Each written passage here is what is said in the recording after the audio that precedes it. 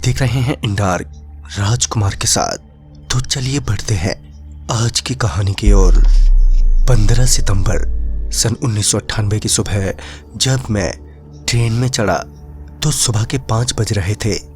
नींद तो मुझे भी आ रही थी क्योंकि सफ़र की तैयारी में मैं पिछली रात बिल्कुल भी नहीं सो पाया था। ऊपर से सुबह की ट्रेन होने के कारण मुझे घर से 3 बजे ही स्टेशन के लिए निकलना पड़ा। ऐसे में आंखों का भारी होना स्वाभाविक ही था। खैर मैंने अपने बर्थ पर अपना सामान रखा और लेट गया। पहले तो यही सोचा था कि जरा सा भी नहीं सोऊंगा, मगर कब मेरी आंख लग गई पता ही नहीं चला। जब दोपहर के 3 बजे मेरी आंख खुली तो तब तक ट्रेन काफी दूर आ चुकी थी और साथ में सफर कर रहे दूसरे मुसाफिरों के साथ बातचीत करते हुए बाकी की दूरी भी कब तय हो गई पता ही नहीं चला।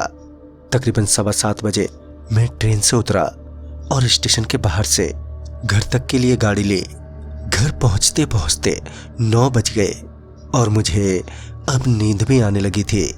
मैं अभी सोने ही जा रहा था कि मेरे फोन की रिंग बजी। किसी अननोन नंबर से कॉल आ रहा था। मेरे कॉल पिक करते ही सामने से एक लड़की ने कहा, क्या मेरी बात रघुवीर जी से हो रही है?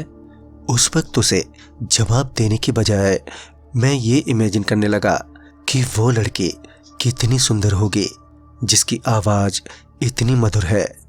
मेरे जवाब ना देने पर उस लड़की ने फिर से एक बार कहा, क्या आप ही रघुवीर जी हैं? मैंने जवाब देते हुए कहा, हाँ, मगर आप कौन? फिर लड़की बोली, आपने अभी पीली टी शर्ट पहनी है ना? मैं अपनी टी शर्ट की तरफ देखते हुए बोला, हाँ, मगर आपको कैसे पता? उस वक्त मेरे मन में यही चल रहा था कि किसी ने मेरे घर के अंदर कोई कैमरा तो फिट नहीं करवा दिया है। जब बात करते वक्त मेरी नज़र अचानक ही मेरे घर की खिड़की पर गई तो मेरी तो सांसें ही थम गईं। एकदम से पसीना छूटने लगा। दरअसल मेरी खिड़की पर एक सफ़ेद बालों वाली बुढ़िया खड़ी थी और वो मुझे बाहर को बुला रही थी। मैं कान पर फ़ोन लगाए अपनी फटी नज़र से बस उसे देखे जा रहा था कि तभी फ़ोन पर आवाज़ आई, अरे आओ ना, मैं कब से बाहर खड़ी हूँ। फ़ोन पर जिसकी आवाज़ सुनाई दे रही थी वो और कोई नहीं, वो बुढ़िया ही थी। हैरानी की बात तो ये थी कि उसके पास कोई फ़ोन भी नहीं था, वो सिर्फ अपने होठ हिला रही थी। उस वक्त मुझे इतना ज़्यादा डर लगा कि मैं वहीं एकदम से बेहोश हो गया। फिर जब मुझे होश आया तो मैं किसी रेलवे ट्रैक पर खड़ा था, जहां मैं अपने आप को रेलवे ट्रैक पर खड़ा देखकर बहुत हैरान था। तो वहीं मुझे अब बेहद अलग सा ही लग रहा था। ऐसा आज से पहले कभी लगा ही नहीं था। खैर मुझे अब किसी तरह वापस घर पहुंचना था, मगर जाता कैसे अभी तो मुझे ये भी पता नहीं था कि मैं हूँ कहाँ पर।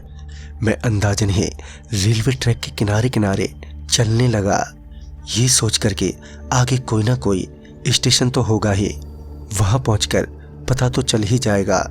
मैं अभी आगे चल ही रहा था कि मुझे कुछ लोग साइकिल लिए रेलवे ट्रैक पार करते हुए दिखे। उन्हें देखते ही मैंने उन्हें आवाज़ दी ये पूछने के लिए कि ये कौन सी जगह है, मगर पहले 2-3 बार आवाज़ लगाने पर उन लोगों ने ना तो कोई जवाब दिया और ना ही मेरी ओर पलटे।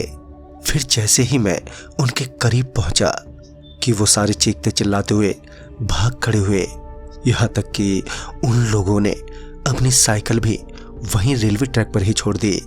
उनके डरे हुए चेहरों से ये लग रहा था कि जैसे कि उन लोगों ने कोई भूत देख लिया हो। इससे पहले मैं उनके डर का कारण समझ पाता कि मुझे ट्रैक पर वही सफ़ेद बालों वाली बुढ़िया दिखाई पड़ी। मैं अभी उस बुढ़िया को देख ही रहा था कि न जाने कहां से बहुत से लोग वहां पर आ गए और वो तमाम लोग उस बुढ़िया के पीछे खड़े हो गए। मैं इसी सोच में था कि ये क्या भला है कि वो बुढ़िया मुस्कुराते हुए मुझे अपने साथ चलने के लिए कहने लगी और वो ट्रैक पर आगे आगे चलने लगी। उसके पीछे पीछे बाकी के लोग भी ट्रैक पर चलने लगे।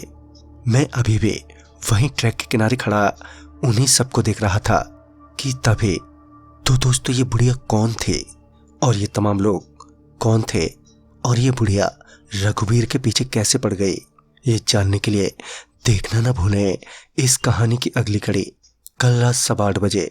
तब तक के लिए बाय एंड टेक केयर।